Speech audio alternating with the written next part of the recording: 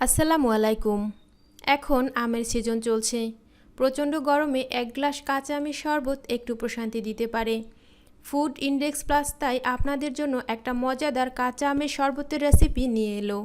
সংরক্ষণ পদ্ধতি সহ চাইলে এটা কিভাবে অতিথি আপ্যায়নে ব্যবহার করা যেতে পারে সেটাও দেখিয়ে দিব। নতুন নতুন সব ভিডিও পাওয়ার জন্য চ্যানেলটি সাবস্ক্রাইব করে পাশে আসা বেল আইকনটিও প্রেস করে দিন। শরবত তৈরি করার জন্য আমি এখানে একটা কাঁচা আম নিয়ে নিয়েছি। আমটাকে এ অবস্থাতেই খুব ভালোভাবে ধুয়ে নিয়েছি, কারণ আমি আমটা খোসাসহই কেটে নিব। এবার আমটা সাবধানে কেটে নিচ্ছি। আপনারা চাইলে খোসা ফেলে দিয়েও আমটা কেটে নিতে পারেন। দেখুন, খুব সহজেই আমটা কিন্তু মাঝখান থেকে দুই ভাগ হয়ে গেছে, কারণ আমটা অনেক নরম ছিল। শরবত তৈরির জন্য এ ধরনের আম হলেই বেশি ভালো হয়। তবে আপনাদের কাছে যদি এ ধরনের আম না থাকে, অর্থাৎ যদি আঁশযুক্ত বা শক্ত আম থাকে, তাতেও সমস্যা নেই। সেটা দিয়েও আপনারা শরবত তৈরি করতে পারবেন, কারণ শরবত তৈরির একদম শেষে এটা ছাঁকনি দিয়ে ছেঁকে নিতে হয়। সম্পূর্ণ আমটাকে আমি এরকম ছোট ছোট টুকরা করে কেটে নিচ্ছি।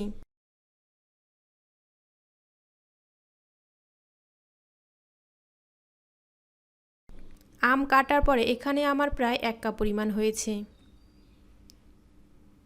টুকরো করা আমগুলোকে একটা কড়াইয়ের মাঝে নিয়ে নিচ্ছি। এবার এর মাঝে সমান পরিমাণ চিনি দিতে হবে, অর্থাৎ যতটুকু আম নিয়েছি ততটুকুই চিনি দিতে হবে। আর পানি দিতে হবে দ্বিগুণ। এই বাটির সাহায্যে আমি 2 বাটি পানি দিয়ে দিচ্ছি।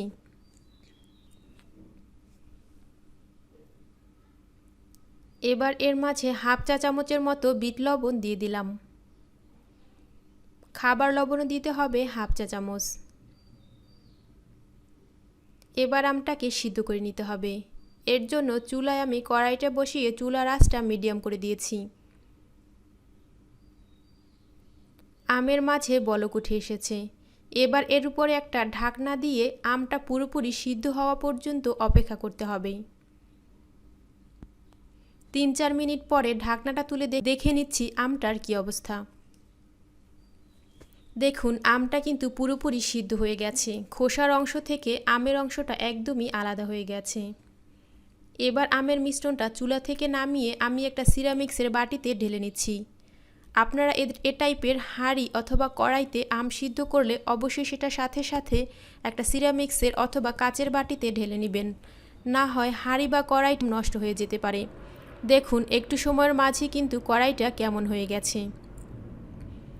এবার মিশ্রণটাকে পুরোপুরি ঠান্ডা হওয়ার জন্য রেখে দিচ্ছি। আমের মিশ্রণটা পুরোপুরি ঠান্ডা হওয়ার পরে এটাকে আমি একটা ব্লেন্ডারের জগে নিয়ে নিয়েছি। আপনারা চাইলে এই অবস্থাতে এর মাঝে কিছুটা ধনেপাতা, পুদিনা পাতা অথবা কাঁচামরিচ যোগ করতে পারেন। আমি একটা সাধারণ শরবত তৈরি করব, তাই এর মাঝে আর কোনো কিছুই যোগ করিনি। এবার আমের মিশ্রণটা ছেঁকে নিতে হবে। আমি মিশ্রণটা আগে থেকেই ছেঁকে রেখেছিলাম, শুধু এখন একটু দেখিয়ে দিচ্ছি এভাবে আপনারা ছেঁকে নেবেন। এবার শরবত তৈরির বাকি প্রসেসটাও দেখিয়ে দিচ্ছি। 2টা শরবতের গ্লাস নিয়ে নিয়েছি। এবার এর মাঝে অর্ধেক পরিমাণ করে আমের মিশ্রণ ঢেলে নিচ্ছি।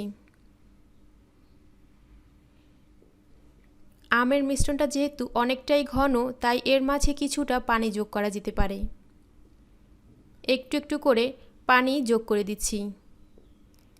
এবার মিশ্রণের পুরো ঘনত্বটা দেখে নিচ্ছি। ঘনত্বটা একদমই ঠিকঠাক।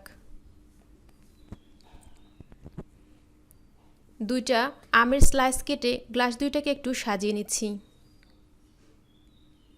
শরবতটা একটু ঠান্ডা করার জন্য এর মাঝে আমি একটা একটা করে বরফের টুকরা দিয়ে দিচ্ছি। আপনারা একটু বেশি ঠান্ডা খেতে চাইলে আর একটু বরফ কুচি যোগ করতে পারেন। তৈরি হয়ে গেল আমার মজাদার কাঁচা আমের শরবত। এবার চলুন দেখে নিই কীভাবে আমের মিশ্রণটা সংরক্ষণ করতে হয়। আমের মিশ্রণ সংরক্ষণ করার জন্য আমি 2টা আইস বক্স নিয়ে নিয়েছি। এর মাঝে কিন্তু সাবধানে মিশ্রণটা ঢালতে হবে, না হয় এরকম আমার মতো উপচে পড়ে যাবে।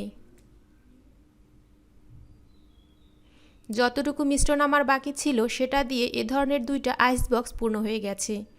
এবার বক্স 2টাকে আমি ডিপ ফ্রিজে বরফ হওয়ার জন্য রেখে দিয়েছিলাম। চলুন দেখে নিই অতিথি আপ্যায়নে এটা কিভাবে ব্যবহার করা যেতে পারে। ওই একই গ্লাসে আমি অর্ধেক পরিমাণ পানি নিয়ে নিয়েছি। এবার পানির মাঝে 2টা করে বরফের টুকরা দিয়ে দিচ্ছি। আপনারা চাইলে একটু বেশি করেও দিতে পারেন, তবে এতটুকু পানির জন্য 2টা করে বরফের টুকরাই যথেষ্ট।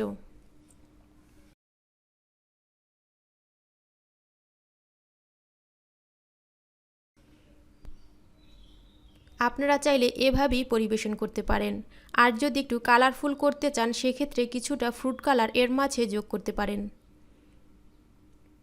ব্যাস তৈরি হয়ে গেল একটা ইয়াম্মি আমের শরবত, যেটা কিনা অতিথি আপ্যায়নে আপনারা ব্যবহার করতে পারেন। ভিডিওটি ভালো লাগলে চ্যানেলটি সাবস্ক্রাইব করে পাশে থাকবেন, সেই সাথে বেল আইকনটিও প্রেস করে দিন, যাতে করে আমি যদি কোনো নতুন ভিডিও আপলোড করি সেটা সবার প্রথমে চলে যায় আপনার মোবাইলে। একটা লাইক দিয়ে উৎসাহিত করবেন। সবার জন্য রইল অনেক অনেক শুভকামনা। আল্লাহ হাফেজ।